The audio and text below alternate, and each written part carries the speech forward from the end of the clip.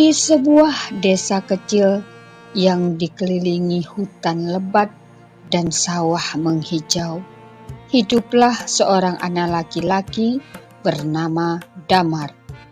Damar berusia 10 tahun dan tinggal bersama neneknya yang seorang tabib desa.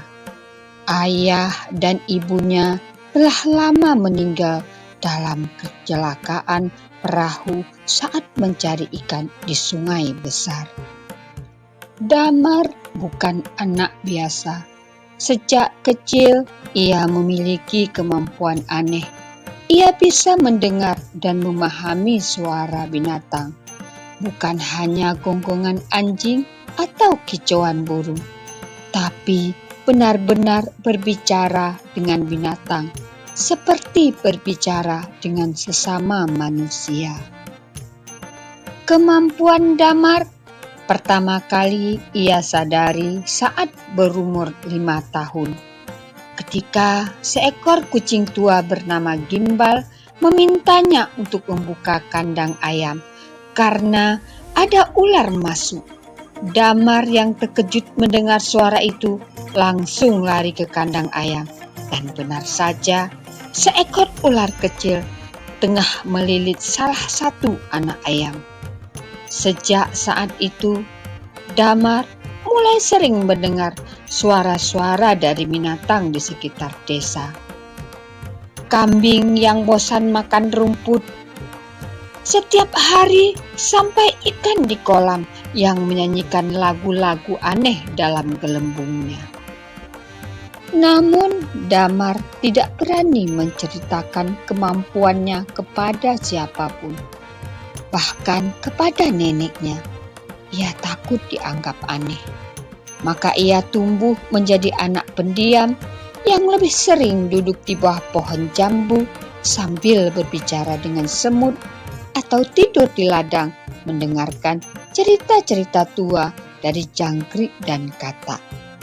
Suatu hari saat Damar sedang bermain di pinggir hutan, seekor burung elang terluka jatuh di dekatnya. Damar segera berlari dan mendekati burung itu. "Tolong aku, bantu aku, sayapku patah." Suara elang itu lemah tapi jelas di telinga Damar. Damar segera mengambil dedaunan obat yang ia pelajari dari neneknya dan membalut sayap elang itu dengan hati-hati. Selama 3 hari, Damar menyembunyikan elang itu di gudang belakang rumahnya dan merawatnya diam-diam. Elang itu bernama Ranta. Ia berasal dari hutan larangan, hutan purba yang terletak di balik bukit hitam dan dipercaya sebagai tempat makhluk gaib. "Aku membawa pesan bagi Raja Rimba," kata Ranta suatu malam. "tapi aku dijebak oleh manusia pemburu. Jika aku tidak kembali, kehancuran akan datang." Burung elang itu meminta kepada Damar untuk pergi ke hutan larangan untuk mengantar surat kepada Raja Rimba. Dengan membawa bekal nasi kepal, akaran obat, dan keberanian Damar mengikuti petunjuk Ranta menuju hutan yang tak pernah dimasuki manusia. Sepanjang perjalanan, ia ditemani berbagai binatang. Seekor monyet bernama Tapu yang genit, seekor rusa tua bijaksana bernama Doru, dan seekor kura-kura pemarah bernama Mangki. Dalam perjalanan itu, Damar menyaksikan sisi lain dunia binatang, kehidupan mereka, kesedihan mereka akibat pemburuan dan penggudulan hutan. Harapan mereka akan kedamaian. Ia belajar bahwa binatang tidak hanya berbicara, tapi juga memiliki sistem, pemimpin, bahkan legenda. Setelah 7 hari perjalanan, mereka sampai di hutan larangan yang sejati. Di tengahnya berdiri sebuah pohon raksasa, pohon inti, tempat bersemayamnya Raja Rimba. Seekor harimau putih bermata emas, suaranya dalam dan bergemuruh saat ia berbicara. Kau anak dari garis keturunan kuno, Damar. Keturunan dari manusia pertama yang pernah menjadi penjaga jembatan dunia. Raja Rimba menjelaskan bahwa dahulu kala ada sekelompok manusia yang bisa berkomunikasi dengan binatang. Mereka menjaga keseimbangan antara dunia manusia dan dunia binatang. Tapi manusia berubah, mereka serakah, dan jembatan itu pun putus. Kini Damar adalah satu-satunya harapan untuk membangun kembali jembatan itu. Namun ada satu syarat, Damar harus memilih.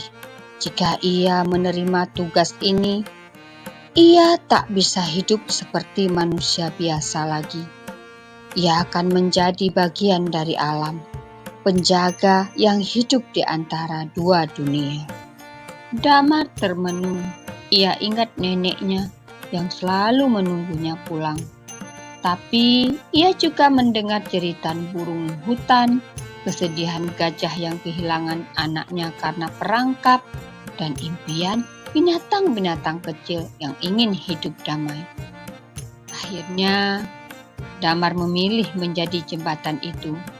Tapi ia memohon untuk bisa kembali ke desanya, mengucapkan selamat tinggal kepada neneknya. Raja Rimba setuju. Ia memberi Damar sehelai bulu harimau putih sebagai tanda ikatan mereka. Damar kembali ke desanya. Ia memeluk neneknya, menceritakan segalanya, dan untuk pertama kalinya sang nenek menangis dan berkata, Kau mewarisi darah kakekmu, Damar. Ia dulu juga bisa mendengar binatang, tapi ia memilih diam dan akhirnya lupakan semuanya. Malam itu Damar pergi tanpa jejak, namun penduduk desa mulai melihat perubahan. Hutan menjadi lebih damai, tak ada lagi binatang yang menyerang ladang, dan burung-burung langka mulai kembali.